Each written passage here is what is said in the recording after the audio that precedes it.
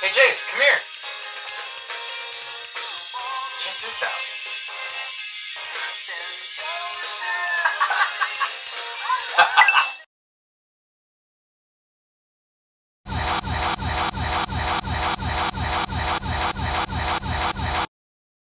Hold on.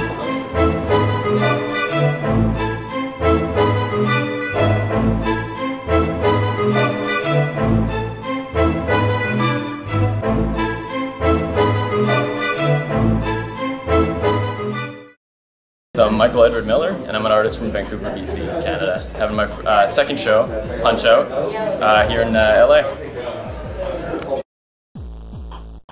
I had my first show back in October, and it was called the Nintendo Generation. So this was sort of a continuation of that sub-series. So I wanted to complete Punch Out because I think it has a great focus for E3. But in my first show, I kind of featured 6 games from early generation Nintendo. And I kind of picked games that were from my earliest childhood memories because I thought that was truly genuine from what my experiences were. But the cool thing was it ended up being very universal to a lot of people, right? So I wanted to share that and kind of give my generation some validation in their experiences and relate it to art. Because a lot of this art, these images, and the entertainment was sort of considered lowbrow, and I feel that it needs to be respected in the form of high art and curative design. And that's kind of what the message I want to do with the show is. It's almost like an unofficial collaboration 27 years later with Makoto Wada to kind of contribute to the conversation that video games are art and should be considered art. And that's kind of where I've come from now. Basically what I do is I play the video games on the computer through an emulator, and I capture these images, and then I end up changing the proportions and blowing up the pixels. But there's a lot of decisions when it comes to which poses speak the best for that specific character.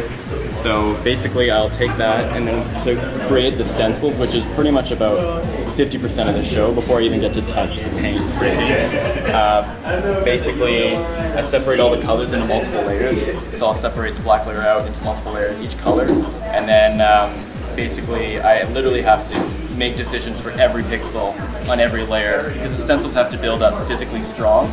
They have to align properly from bottom to the top. And then you have to keep in mind you can't have any islands when you have them laser cut. I mean, I used to cut the stencils off on paper myself, and they kind of developed to the point where the shows became quite big, so it wasn't feasible to do that anymore. Right. So now I have them laser cut on a Mylar. But for this show, there was about 350 separate stencils to do the entire show.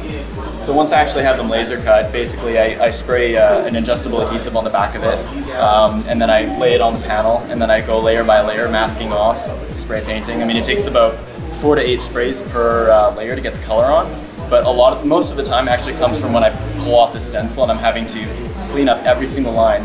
And each color builds up differently on the edges. So, basically you'll find me kind of with painter's tape all along every single edge, and then I'll go in with a needle or paintbrush to kind of make sure that everything is crisp and clean as best as I can. Sometimes I have to keep in mind, it's not a digital image, it is a painting. So when you have a little bit of OCD, you're kind of like, okay, I need to just back away. Right. Yeah, so, it just builds up, and then, you do all your finishing touches, and sometimes you just, each color is completely different. I mean, it's quite porous. I mean, when you take a photograph of the work, it does look like it's just a digital image. Yeah. But when you actually have her in person, you can kind of see the different textures of spray paint. I had to edit a bit, but I kept a special portrait for little Mag. It's a unique size compared to the rest of the portraits because it's got, Doc Louis and Mac. Yeah. So they're kind of that special portrait, and that's why I wanted to put in the window and actually show the back of it raw and open and signed. Yeah. So I, took a very long time to put this show together, but I'm happy it's up.